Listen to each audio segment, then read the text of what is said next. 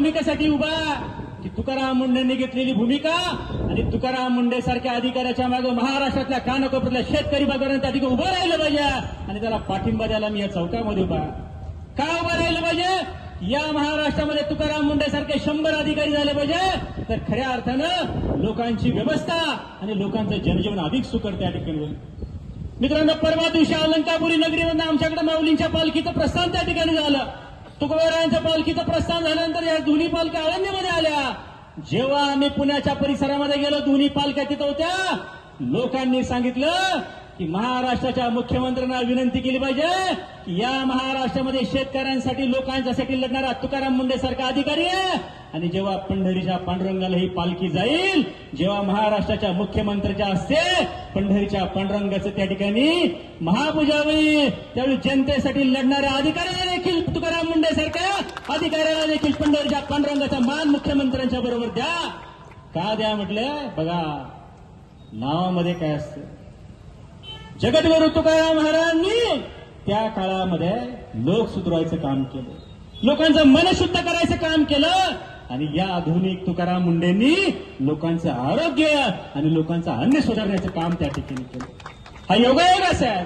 परंतु आज या महाराष्ट्रामध्ये मी म्हणतो बाकी सगळ्या गोष्टीतला भ्रष्टाचार आपण खपवून घेऊ। अरे जीवन मरणाच्या प्रश्नाशी, जीवन मरणाशी जिथं लोकांचं आरोग्य धोक्यात आहे, जिथं लोकांचं लहान मुलांचं दूध कोण पितं, कोण दूध पितं? अरे कच्चे बच्चे जे जन्मल्यापासून तर 10, 12, 15, 20 वर्षापर्यंतची मुलं जी व्यायामासाठी आमचे पैलवान हे दूध कोण पितो?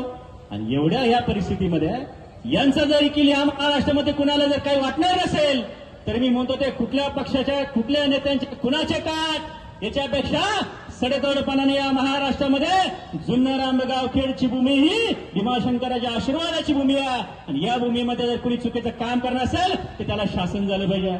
आज मगाशी काल 2-3 दिवसापासून विधानसभेच्या अधिवेशनामध्ये राज्याचे अन्न प्रशासन मंत्री सांगतात की 25% घट झाली। याचा अर्थ काय? महाराष्ट्रामध्ये हे चाललंय, या चाललेल्या भूमिकेला जनता म्हणून आपण त्या ठिकाणी भूमिका घेतली पाहिजे। निर्णायकपणाने सरकारच्या या भूमिकेबरोबर, तुकाराम मुंडेंच्या भूमिकेबरोबर भरभक्कमपणे त्यांना पाठिंबा दिला पाहिजे। त्याच भूमिकेसाठी मित्रांनो मी या ठिकाणी आलोय। मी माझ्या खेड तालुक्यातले अनेक सहकारी, मला तरुण सहकारी या ठिकाणी भेटले आहेत। मी माझ्या खेड तालुका कृषी उत्पन्न बाजार समितीच्या वतीनं, पुणे जिल्हा परिषदेच्या वतीनं या आंदोलनाला जाहीर पाठिंबा व्यक्त करतो आणि महाराष्ट्राच्या मुख्यमंत्र्यांना माझी विनंती आहे की अशा कर्तबगार अधिकाऱ्याला संरक्षण द्या, अशा कर्तबगार अधिकाऱ्याला स्थैर्य द्या, अशा कर्तबगार अधिकाऱ्याला कारवाई करण्याचा अधिकार द्या। उद्या कुणाच्यावर किती मोठ्या खर्चावरती भाड पडली तर मुख्यमंत्री साहेब तुम्ही फोन करू नका, रे माझ्या जवळचा, माझ्या कुणाचा तरी आहे माझा, कारण का की लोकांच्या जीवाशी आहे। जी प्रश्न लोकांच्या जीवाशी येते, महाराष्ट्राच्या मुख्यमंत्र्यांना आमची कळकळ विनंती आहे की जातीनं भरभक्कमपणाने तुकाराम मुंडे सारख्या अधिकाऱ्याच्या मागे सरकार म्हणून तुम्ही भूमिका त्या ठिकाणी ठेवा। आमच्या सगळ्या शेतकरी वर्गाचा त्यांना पाठिंबा आणि तो जाहीर करायला मी खेड तालुक्यावरती आलोय।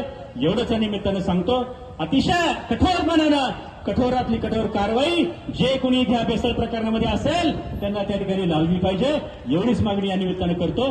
धन्यवाद। जय हिंद, जय महाराष्ट्र।